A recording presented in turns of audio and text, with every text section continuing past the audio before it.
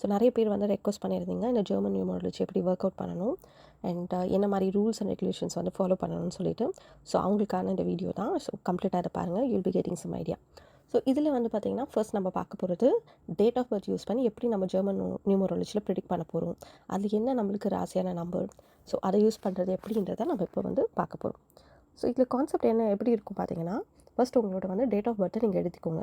So இப்போ ஸ்க்ரீனில் பார்த்தீங்கன்னா உங்களுக்கு ஒரு கைண்ட் ஆஃப் ரூல்ஸ் இருக்கும், இப்படி தான் ஃபாலோ பண்ணணும்னு சொல்லிட்டு.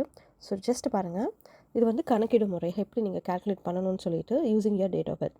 ஸோ இப்போ இந்த டேட் ஆஃப் பர்த் பார்த்தீங்கன்னா டிடின்றது வந்து உங்களுக்கு தேதி, அதாவது டேட்டை குறிக்கும். அண்ட் சிமிலர்லி எம்எம்ன்றது மந்த்து, அதுக்கப்புறம் ஒய்ஒய்ஒய்ன்றது இயர். ஸோ இந்த ஃபார்மேட் நீங்கள் யூஸ் பண்ணிங்கன்னா உங்களுக்கு வந்து ஈஸியாக ப்ரெடிக்ட் பண்ண முடியும். ஸோ இந்த ப்ரிடிக்ஷன் வந்து பார்த்திங்கன்னா இதோட மெயின் அப்ஜெக்டிவ் என்னென்னா ஃபைனலாக வந்து நம்மளுக்கு சிங்கிள் நம்பர் மட்டும்தான் வரணும். ஸோ அந்த கான்செப்ட் தான் இது. ஸோ இப்போ டேட், மந்த், இயர் இதெல்லாம் வந்து நம்ம சிங்கிளாக எடுத்து இதை நம்ம என்ன பண்ண போகிறோம்னா ஆட் பண்ண போகிறோம். ஃபைனலாக வர நம்பரையும் இப்போ நம்மளுக்கு ஃபைனலாக எப்படி வரும்னா எக்ஸாம்பிள் 2 டிஜிட்டில் வரும், வந்துச்சுன்னா அதையும் நீங்கள் வந்து 1 டிஜிட்டாக மாற்றணும். ஸோ நம்மளோட நியூமராலஜி கான்செப்ட் பார்த்திங்கன்னா 1 to 9 அந்த நம்பருக்குள்ளே மட்டும்தான் அந்த ப்ரிடிக்ஷன் இருக்கும். ஸோ உங்களுக்கு ஒரு எக்ஸாம்பிளுக்கு நான் ஒரு இது கான்செப்ட் காமிக்கிறேன் பாருங்கள். ஸோ இந்த கான்செப்டில் எப்படி இருக்குன்னா, உதாரணமாக உங்களோட டேட் ஆஃப் பர்த் வந்து 23, அதாவது டிடி தேதி, 07ன்றது மந்த்து, அண்ட் 1995ன்றது பார்த்திங்கன்னா ஆண்டு. ஸோ இதை எப்படி நம்ம பிரித்து பார்க்கணுன்னு பாருங்கள். இந்த 23 வந்து 2+3 பிரிக்கிறோம். ஸோ அப்படி பிரிக்கிறப்ப நம்ம கூட்டினா நம்மளுக்கு வந்து 5ன்னு கிடைக்கும் வேல்யூ. அண்ட் அதே மாதிரி மாதம் பார்த்திங்கன்னா 07ன்றது மாதம், அப்போ 0+7 நம்மளுக்கு வந்து 7என்ற வேல்யூ கிடைக்கும். அண்ட் அதே மாதிரி ஆண்டு பார்த்திங்கன்னா 1995. ஸோ அதை எப்படி பண்ணுறாங்கன்னா அதே மாதிரி பிரித்து இந்த மாதிரி ஆட் பண்ணிக்கிறீங்கன்னா 24 வரும். ஸோ இப்போ என்ன பண்ண போகிறோம்னா மொத்தமாக அப்படியே கூட்டல் செய்ய போகிறோம்.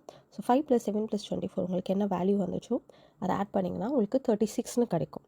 ஸோ நீங்கள் இதை வந்து என்ன பண்ணணும்னா 36ஐயும் மறுபடியும் ஆட் பண்ணணும். ஸோ நம்ம இன்டென்ஷன் என்னென்னா ஃபைனலாக நம்மளுக்கு ஒரே ஒரு சிங்கிள் டிஜிட் தான் கிடைக்கணும், அதுதான் உங்களோட எண்கணித எண். ஸோ அதே மாதிரி இங்கே நமக்கு கிடைக்கிது எப்படின்னா 9 கிடைக்குது, அதாவது 9ன்னு கிடைக்குது. ஸோ இந்த கான்செப்ட் தான் நம்ம யூஸ் பண்ண போகிறோம். ஸோ இப்போ என்ன பண்ணுங்கள், ஒரு பேப்பர் பென் எடுத்து உங்களோட டேட் ஆஃப் பர்த்தும் நீங்கள் எடுத்து இதே கான்செப்டில் ஃபாலோ பண்ணிங்கன்னா உங்களுக்கு வந்து பிறந்த தேதிக்கான எண் வந்து கிடச்சிரும் நியூமராலஜி படி. ஸோ இந்த ஜெர்மன் நியூமராலஜி ரூல்ஸ் இப்படி தான். இதில் நீங்கள் ப்ரெடிக்ட் பண்ணிங்கன்னா உங்களுக்கு வந்து நெக்ஸ்ட்டு ஸ்க்ரீனில் பார்த்தீங்கன்னா உங்களுக்கு தெரியும். இதில் வந்து 1 to 9க்கு வந்து என்ன மாதிரி பிளானட்ஸ் வந்து யூஸ் எஃபெக்டிவாக இருக்கும் உங்களுக்கு ராசிக்கு அப்படின்னு இருக்கும். அதை நீங்கள் உங்களுக்கு அசைன் ஆகிருக்க அந்த விதி எண்ணுக்கு ஏற்ற மாதிரி பிளானட்ஸும், அது மட்டும் இல்லாமல் அதுக்கான நட்பு எண்கள் என்ன, பகை எண்கள் என்ன, அது மட்டும் இல்லாமல் சமநிலை ஒரு நடுநிலை எண்கள் என்னன்ற உங்களுக்கு டீட்டெயில்டாக இருக்குது. ஸோ இது தவிர்த்து நான் உங்களுக்கு நெக்ஸ்ட் வீடியோவில் உங்களோட நேம் வச்சு எப்படி ஜெர்மன் நியூமராலஜி கண்டுபிடிக்கணும்னு சொல்கிறேன்.